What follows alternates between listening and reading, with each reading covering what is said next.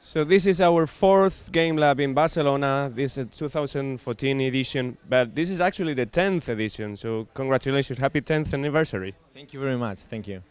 So that's a long history. I mean, many things have changed since the beginning, right? Yeah, it looks long when you think it's already 10 years, but it doesn't look for me like 10 years. It looks like I started yesterday. We put so much passion in this show every year. We started with something really small, only for students and academics, and in a moment that the industry was still not under development, but at least here in Spain was still small. We have been living many changes in the industry and been adapting every year the event to bring those new contents, to bring up these new people that is influencing the game world, and every year is something new. So it doesn't feel like it's like a long time. It feels like every year I do something new. So it's 10 years, but it's a short time for me. And it started in Asturias. Yes, started in a really small part of the country. In a town there is not more than 10,000 people living. It was more obviously Spanish-wide, but I think like the second, the third year we started to bring some international people. The people were very comfortable there, and then Barcelona obviously is a very attractive place for any event. A lot of companies are moving to Barcelona, and there was a big opportunity for us to do a more global event from Barcelona. That I believe that is what we have now, a global event in one of the global cities of the world, that is Barcelona. So that's what we have now. What's Gamelab right now? The concept, the scope. What's everything right now?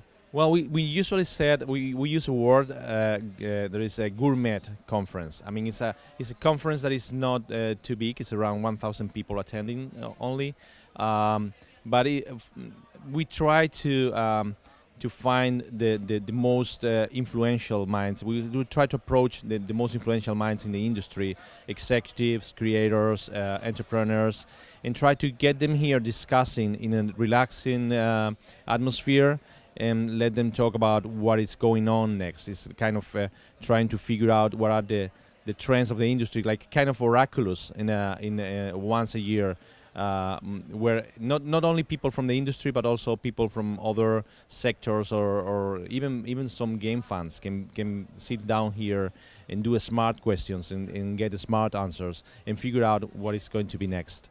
Do you think that's the main difference to other European video game events?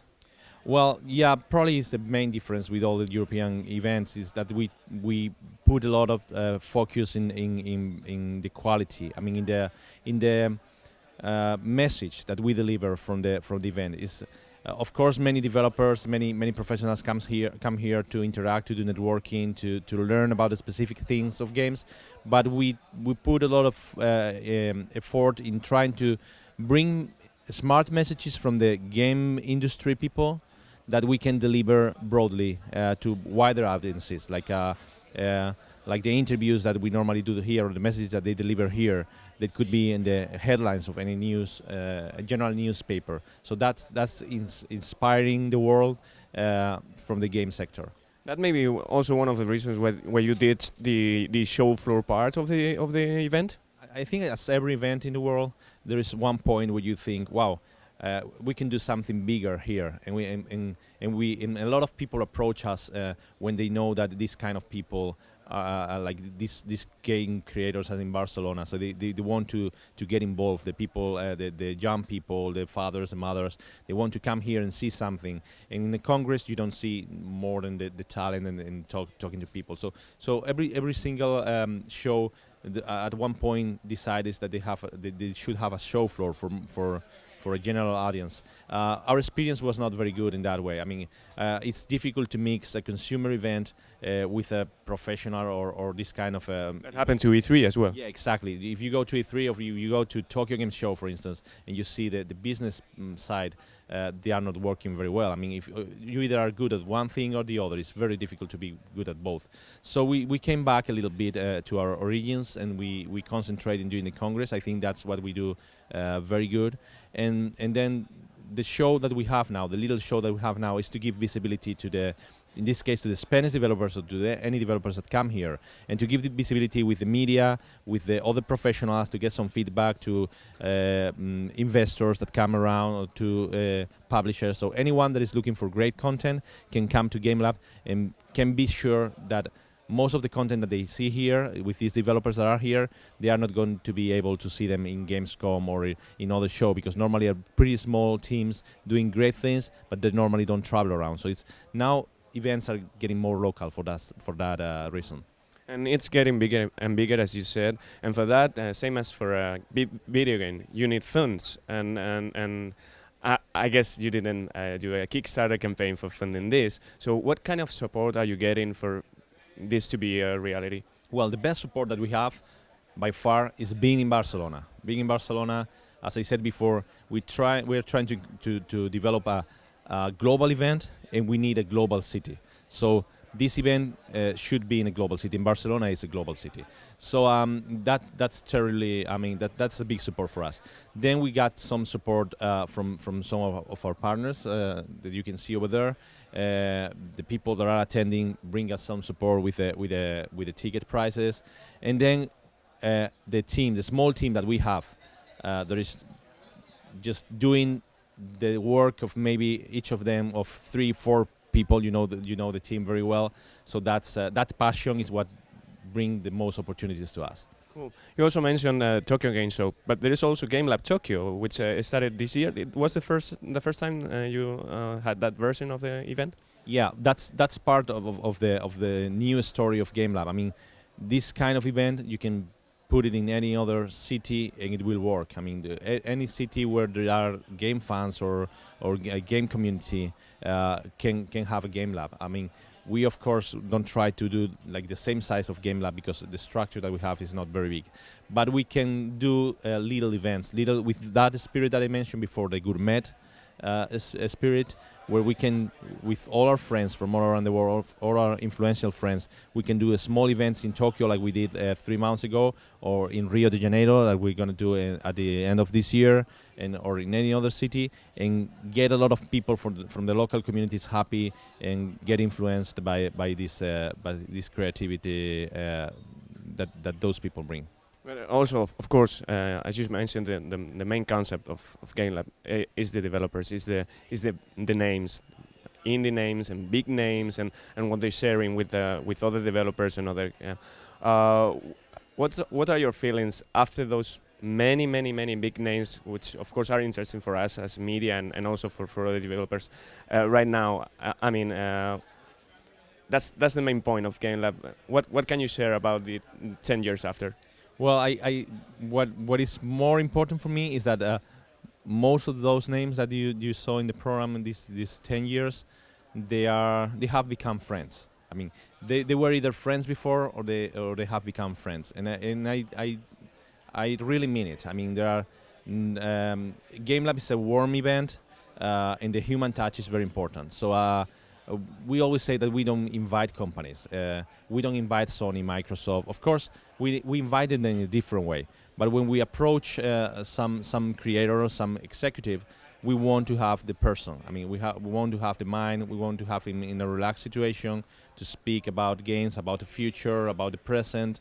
But we encourage a lot having a direct relationship with that person, and that makes Gamelab a little bit special. And it seems they're really happy about it too. What's the feedback you're getting from them? Because we actually this year we got some quotes from last year, and Mark Cerny, etc. They were pretty happy about the passionate people and the whole event, the whole thing. Yeah, well, that is sometimes becoming a problem, because we feel that people like it and they want to come back. I mean, every year, if their schedule allows them to come back, they will want to come back. And some others, they speak to some other friends and they call me and they say, "Hey, I want to be in Barcelona in your event. I heard it's cool, whatever." So all the feedback, I mean, you always get the good feedback, right? But in general, it's a very good feedback, and I think being warm, as I said before, is a very important thing about it. They come here and they don't feel the pressure of other events. They are relaxed. They talk to each other. They have quality time to spend with their colleagues, exchanging ideas. Some of them start business relationships that will end up in some big contract or big game. We never say that, but we have seen that in these 10 years, how we introduce or how some of those people met here in Barcelona for Gamelab, and then something happened a couple of years later. No, so that's what normally happens. I mean, most of them want to come back. And within that friendly atmosphere you're talking about, and how they feel and being super big names like for example, Max Cerny, Peter Molyneux, Kojima-san, Sakaguchi-san. Do you have any cool anecdote to share with our viewers? I don't know. I mean, it's a pretty big list, so you should have something around. Yeah, well, I have one that is that for me is very special. I was working at the university before starting doing Gamelab. When I worked at the university as a professor for quite a few years, and when I started doing Gamelab in this small town that I mentioned before, I started bringing some big names, and one of my students told me, maybe one day we can see Miyamoto-san in Gamelab. And I said, well, that's a big challenge, no? It's like the most wanted person in the world, but I that was like a challenge for me. I like challenges. So what we did is working, as you know, in getting a very important award here in Spain. It's given away by the prince, by the king right now, and. So it was like something very difficult to get, because the previous awardees were people like Stephen Hawking or Woody Allen or Norman Foster or Nelson Mandela, for instance. No? So for the first time, I mean, we got to talk to the Prince of Asturias Foundation, and we got that award for Miyamoto-san, and that was the reason why Miyamoto-san came to Spain. And we organized together a Gamelab event. It was not here in Barcelona, it was in Gijón, but it was one of the biggest Gamelab events ever. Okay, that's a nice one. And now that you mention awards, the last one has to be related to the awards we are attending tonight. I mean, it's not directly Gamelab. It's of course connected, but it's like a parallel event. Mm-hmm. What can we expect from tonight's awards? Well, what we call Gamelab Awards, so the Spanish Academy of Interactive Arts and Sciences Awards, is a celebration of the Spanish development that we do once a year. It's a ceremony where we give away awards for the best games of the year, for the best game design, best music, best technical features, etc. So all the industry gets together in this ceremony. We normally do it with some TV showman that is popular here in Spain to make it a little bit more fun. And then we give away a couple of honor awards to international people. In this year, we have Shuhei Yoshida from Sony Computer Entertainment, but it's very influential people now in the industry. And we also have Yu Suzuki, the creator of Shenmue and some other well-known titles.